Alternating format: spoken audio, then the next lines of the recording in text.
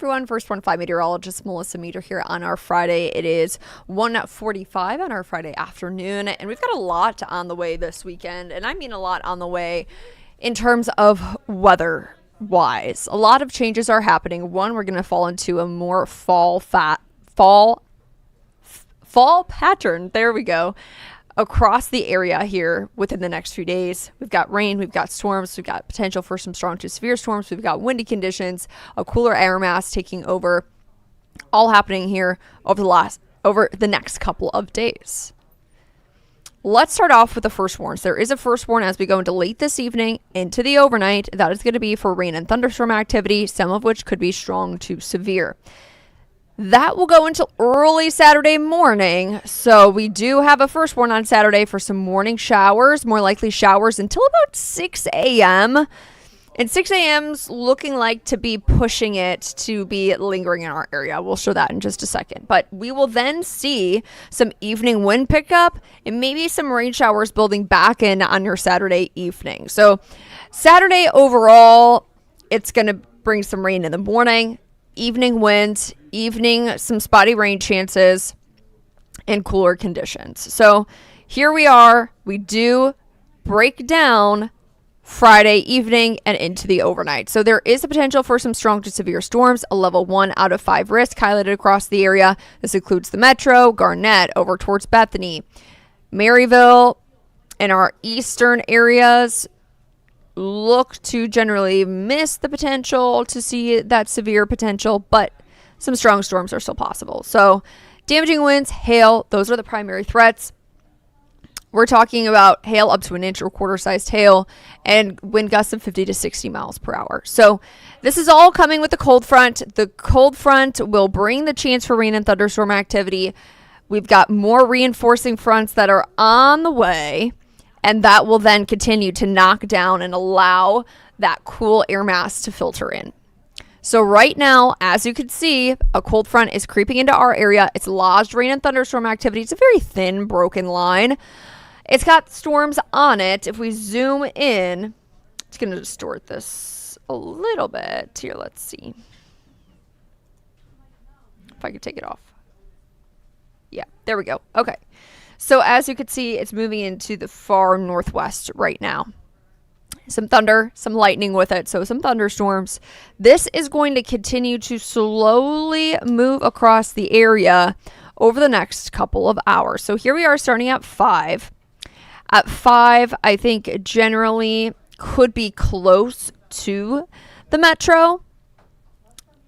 6, 7 o'clock, there's kind of isolated to spotty rain and storms, but once we get to about 8, 9 o'clock, it generally starts to form along the I-35 corridor and be scattered in nature, kind of a broken line. That's what's expected. Here we are at about midnight. We start to see more rain and storms develop, but still generally along that line as we go into the overnight.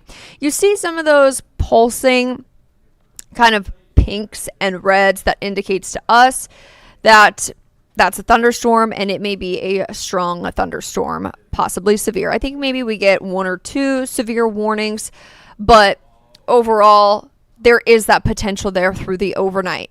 Once we get to about 4, 5 a.m., this rain looks to be pretty much wrapped up, which is good news because we know that there is a big event happening for Saturday morning. That is the marathon. So we are going to keep the first warn until 6 a.m. However, know right now that it's trending much drier for Saturday morning. I think maybe some showers are possible in Benton County in the morning. In our far southeastern areas, we then are drying out through the afternoon. And then we build back in when we see another front move through for the late afternoon and into the evening hours. That brings the chance for some spotty to scattered rain showers. In this particular model, I think maybe overdoing it a touch. I think it's going to be a little bit more broken up. Therefore, if you live east of I-35, there's that chance for some isolated to spotty rain showers left over Friday evening. There is that possibility in the Metro, but I think it's more likely towards the east.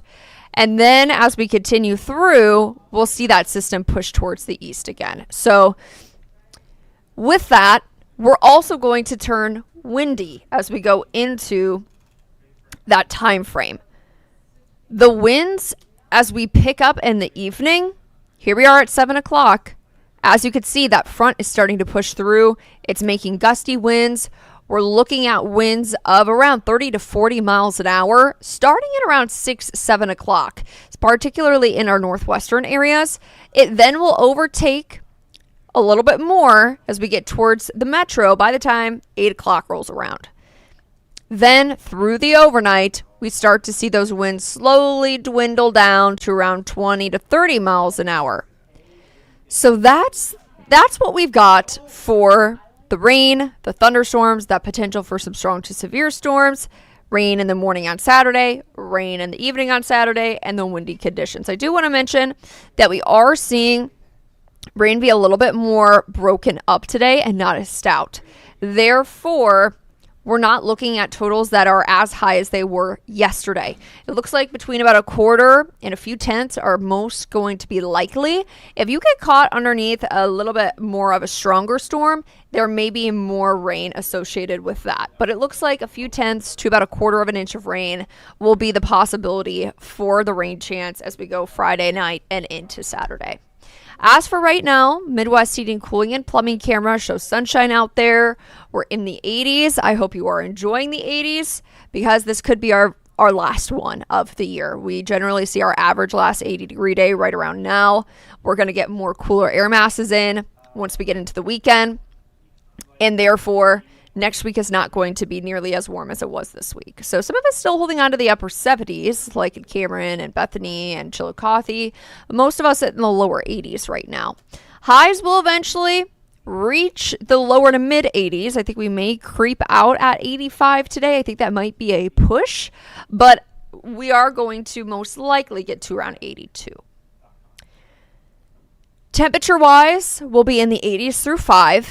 If you have plans this evening, know that the chance for rain starts to build in once we get to about 8, 9 o'clock, as I had showed you. But by the time we get to 5 to 7, there still is that chance, a little bit more isolated, better chances after 8. Then that leads us to the overnight. Saturday morning temperatures will be in the 50s and the 60s. You can see where some of us, like our northwestern areas, are already feeling the effects of the passing front. 51 in Maryville, 57 in Bethany. However, most of us along I-35 and towards the southeast will be in the lower 60s, which of course is still well above our average is 45. We will get there, just not on Saturday morning. Saturday itself, as I mentioned, the chance for rain just 30% for your Saturday, for your 7 a.m., your 8 a.m. If you're getting up, you're cheering on someone, or you are going to be running the marathon, know that there is the chance for some spotty showers around. Temperatures are in the low 60s, so they're fairly comfortable. We'll be around 70 by 10 and 11. But no, once we get closer to lunch, for sure, we are really going to be drying out. So if you want to go out on a patio or something after you run the marathon, or, cheer somebody on in the marathon, I think you are good to go for the afternoon. Probably not the evening, later evening hours, because those winds pick back up again. High temperatures, though, will be cooler because of the cold front. So we're in the 80s today. Tomorrow we're in the upper 70s, 77. Then we really feel the effects on Sunday. 66 degrees. Our high temperature has not been that cool since September 6th, which may not seem that long ago, but we have only had 2 temperatures in the 60s this fall season.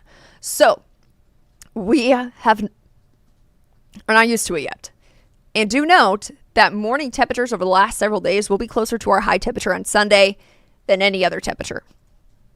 Monday, we do get a little bit warmer. We're back into the mid 70s, but we will drop off temperature-wise the rest of the week next week. So here's a look at what the 7-day looks like. The firstborn today, firstborn tomorrow, and then we're in the mid 70s on Monday, and I will move myself off the screen so you can see this. We are in the 60s Tuesday, Wednesday, and Thursday. So we are getting closer to where we should be next week. It looks really nice. Fall actually fall conditions out there. So I hope people get out and enjoy the more fall-like feel that we have, especially as we get later and later into October. Because, you know, we're getting close to November at this point. We're about, 2-3 more weeks left. If you are going to the Chiefs game, it will be chilly.